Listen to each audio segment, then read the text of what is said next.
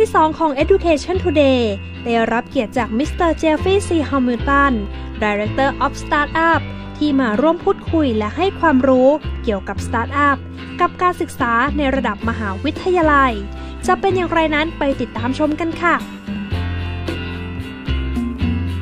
So Thailand has positioned itself to be the center of science innovation driven for the economy and a center for startup in the Asia Pacific region. Do you think that's going to happen? I definitely think it will happen. I do lots of work with different technology clusters, different divisions of the government, and there's a huge effort to make this happen. There's plenty of support. It's really, really exciting for me. Coming from the United States to Thailand, I moved here because I specifically see and believe in that opportunity. And globally, I would say these are kind of revolutionary times. So the way we design, develop, and manufacture products is all changing. The way companies innovate and try to reach new markets is all changing. So I think that paired with the fact that I would say the most creative people in Asia are in Thailand. So you think based on my work experience. It's the right timing for Yes, Thailand I would definitely say it's the right timing. Yes, definitely. What about at a smaller scale, the university scale? Do you think it's important to start here, or yes? Because many universities are doing startup programs, both successful and unsuccessful. But from your experience, what's your viewpoint? I would say the university is the perfect place. Especially a private university like Rangsit University. I would say, are more dynamic, we have more flexibility and more freedom to make moves, whereas the government universities have strict protocols that they have to follow. Right. And I would also say we have all of the resources that people need, like what it takes in terms of human power. We have great teachers, great students, and also the facilities that are on the universities, all the equipment, all the tools and anything you would need, the computing power, we have the ability to pretty much launch anything we would want. So if a student at a university wants to be a business owner, want to start up something, he has great ideas, what would be your recommendation? My recommendation would be set a goal and don't stop until you get there.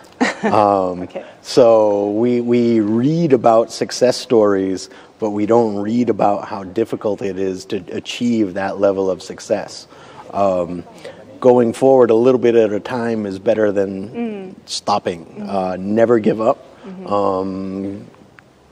Align yourself with the right people, and set the goal and keep going. Your initial responsibility is to bring that idea to life in the most minimal way possible.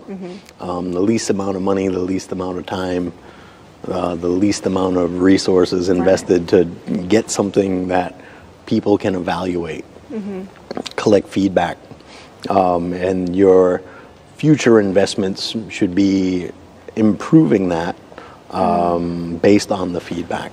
So for example, if you have a really great idea, it does not mean that it would necessarily sell. Correct. In the market. Right. We see many businesses try to launch new products. The quantitative data, the numbers, the market share, they believe it's really successful. Big companies make huge investments to try to launch a new product, and that product doesn't really succeed. So there's strategic ways to navigate this to help ensure success, especially for startups. Does meeting the right people count? Meeting the right people, I would say, is maybe 90% of it, right? Having the right people not only on your team and developing with you, but having the right mentors, having people who can make the right introductions for you, and making sure that you are selling the right product to the right customer. And you've recently taken on this new role of leading the startup. Yes, very excited about that. Which is called DevHub. DevHub, Do you want to introduce us to that? Okay, so DevHub right now, we have recruited and hired some really fantastic, dynamic people who are going to support the different startup groups in the university. We are meeting with the different deans of the different faculties. We are seeing what kind of projects or technology they have in their department, and we're measuring the level of interest with students.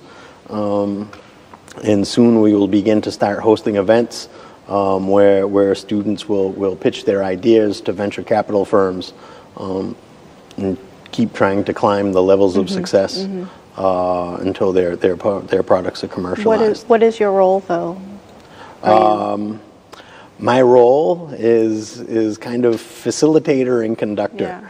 Yeah. So I will not only help teach and coach and train the teams, but I will bring venture capital firms to meet these teams. I will be kind of the conduit of launch and success.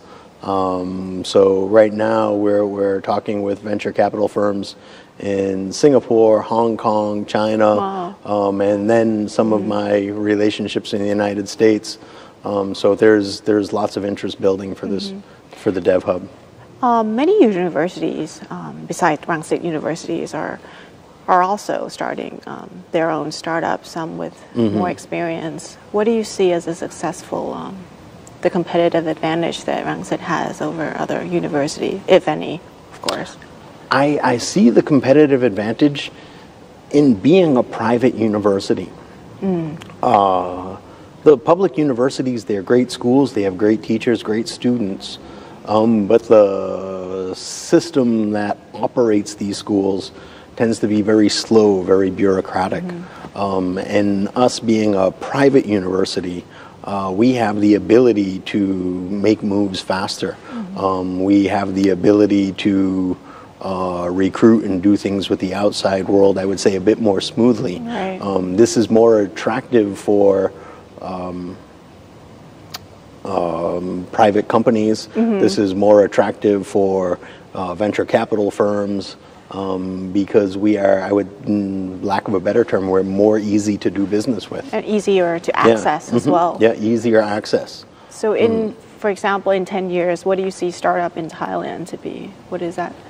In 10 years' time, I see startups in Thailand contributing for a major part of the economy. I see. In what sector in particular? I come from a medical background, so I think medical is going to be huge. And it's one of the components of Thailand 4.0. So Thailand is #1 in the region for healthcare. Thailand is #1 in the entire world for medical tourism.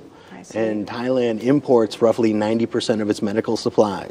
Okay. So there is a tremendous push to develop medical products, to become a medical product development hub. And when I say products, it doesn't necessarily have to be something physical. It could be a service as well. It could be a component of technology. And in ICT, information and communications technologies, not only is it an amazing industry on its own, but when you pair that with the medical community, there creates lots of really new, really exciting opportunities. Any particular business startups that you have a hands-on experience with in Thailand relating to the medical industry? So for that, I've met lots of amazing, great people in all different technology clusters in and around Thailand. I've met amazing companies, and I've worked in a number of the different universities. I've had kind of a bird's eye view of the startup community, and it's really, really exciting times. There's kind of an energy. R&D is still new to Thailand, and the people working in this space are really creative, really exciting people to work with on all levels. So there's a lot of potential for Thailand. That's lots great of to potential, hear. yes. And the government is giving the right amount of support. We need more support from the private sector in Thailand. Right now, there's kind of a misconception where some startups are trying to rely solely on the government funding that they receive or support from the technology clusters. There needs to be, I would say, equal support coming from the private sector. Lots of the big companies in Thailand typically make very small incremental changes with regard to innovation. But that leaves lots of room wide open for the startups. You can innovate big and fast. You can become very successful very quickly. Any last words you want to say about a startup in Thailand and make them successful, or anybody who's looking into doing their own startups? I think I would go back to no matter what, don't quit. Don't quit. Set a goal and don't quit. You can adapt, you can be flexible, you can change your plan, you can change your strategy, but don't change your goal and don't quit.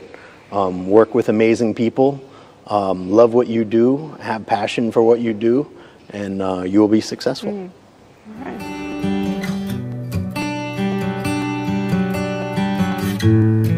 หลายคนคงได้ยินคำว่าสตาร์ทอัพกันมาเป็นระยะเวลาพอสมควรแล้วทั้งในและต่างประเทศและในประเทศไทยปัจจุบันก็กำลังผลักดันให้เกิดสตาร์ทอัพใหม่ๆเพราะเชื่อว่าสตาร์ทอัพจะเป็นอีกหนึ่งกลไกที่จะช่วยผลักดันประเทศไทยไปสู่ประเทศไทย 4.0 เช่นเดียวกับในประเทศอื่นๆทั่วโลกที่พยายามขับเคลื่อนเรื่องสตาร์ทอัพเช่นเดียวกันรายการ Education Today หมดเวลาลงแล้วพบกันได้ใหม่ในสัปดาห์หน้าทุกวันเสาร์เวลา 10 นาฬิกาถึง 10 นาฬิกา 30 นาทีทางสถานีโทรทัศน์ News 1และนี่คืออีกหนึ่งรายการคุณภาพจาก RSU Wisdom TV ทีวีแห่งมหาวิทยาลัยรังสิต